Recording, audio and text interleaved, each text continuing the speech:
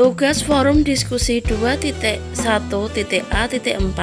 eksplorasi konsep modul 2.1 memenuhi kebutuhan belajar murid melalui pembelajaran diferensiasi. Pertanyaan pertama yaitu informasi atau fakta apa yang disampaikan dalam video dan artikel tersebut. Dalam video yang pertama ada 3 strategi diferensiasi yang bisa kita lakukan berdasarkan 3 kebutuhan belajar, yaitu kesiapan belajar, minat, dan profil belajar murid.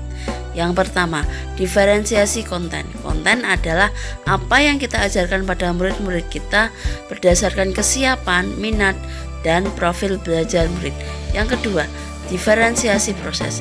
Proses seperti apa yang harus disiapkan untuk memenuhi kebutuhan belajar murid setelah kita menganalisis kesiapan belajar, minat, dan profil belajar murid.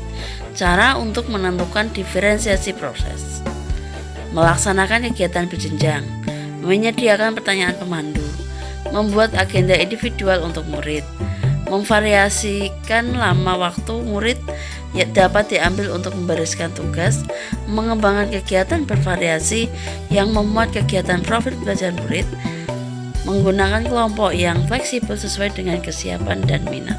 Yang ketiga adalah diferensiasi produk. Tagihan apa yang kita harapkan dari murid? Produk adalah unjuk kerja murid yang ada wujudnya.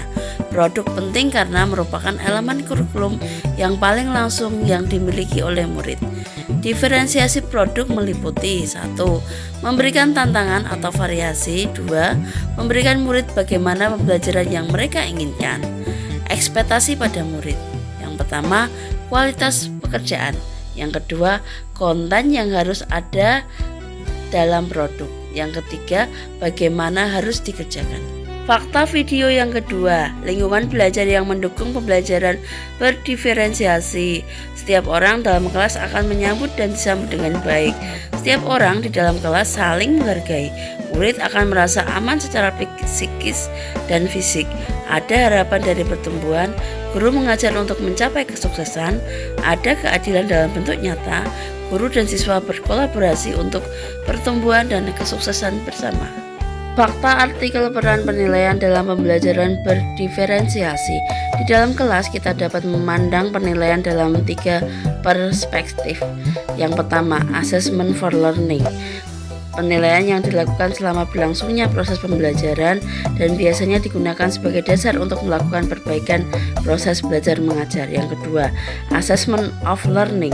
Penilaian yang dilaksanakan setelah proses pembelajaran selesai. Yang ketiga, assessment as learning. Penilaian sebagai proses belajar dan melibatkan murid-murid secara aktif dalam kegiatan penilaian tersebut, berfungsi sebagai penilaian sumatif. Berikut ini beberapa contoh strategi penilaian formatif. Yang pertama, tiket keluar 2, tiket masuk 3, berbagi 30 detik, 4 nama dalam toples, 5, 3, 2, 1, 6, refleksi, 7, pojok pemahaman, 8, strategi 5 jari. Pertanyaan yang kedua, gagasan baru apa yang Anda dapatkan dari video dan artikel yang Anda lihat? Gagasan saya adalah menerapkan di kelas dan ditransformasikan ke rekan-rekan guru satu sekolah. Tahap pertama, saya akan mengadakan analisis diagnostik terhadap 3 kebutuhan belajar, yaitu kesiapan belajar, minat murid, dan profil belajar murid. Tahap kedua, saya akan merencanakan strategi diferensiasi yang terdiri dari diferensiasi konten atau pembelajaran. Untuk konten sudah saya lakukan dari tahun kemarin, yaitu membuat video pembelajaran sehingga profil belajar visual, auditori dapat terpenuhi. Kemudian diferensiasi proses, yaitu merancang kegiatan pembelajaran berdiferensiasi yang sesuai dengan kesiapan belajar, minat, dan profil belajar siswa. Untuk diferensiasi produk, saya meminta murid untuk membuat video sebagai laporan praktikum dan tugas praktek lainnya, supaya mereka belajar IT, berinovasi, dan sesuai dengan kodrat zaman. Tahap yang ketiga, saya akan mengajak murid-murid untuk menciptakan lingkungan pembelajaran yang berdiferensiasi.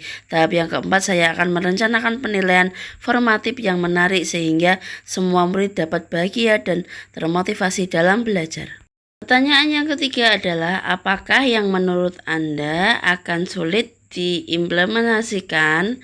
Mengapa? Setelah saya mempelajari strategi diferensiasi, lingkungan pembelajaran berdiferensiasi, dan penilaian pembelajaran berdiferensiasi secara teori sudah sangat jelas. Yang sulit adalah tekad kuat untuk mengimplementasikan di kelas. Karena bila kita sudah memulai dan akhirnya terbiasa, maka menjadi kebiasaan yang baik atau praktik baik. Pertanyaan diskusi yang keempat adalah pertanyaan apakah yang masih Anda miliki atau klarifikasi apakah yang masih Anda perlukan terkait dengan isi video dan artikel tersebut. Pertanyaan 1. Berilah contoh assessment for learning, assessment of learning, dan assessment as learning, bentuk tabel dan rubrik penilaiannya. Sekian video dari saya, mohon ditanggapi ya teman-teman. Terima kasih.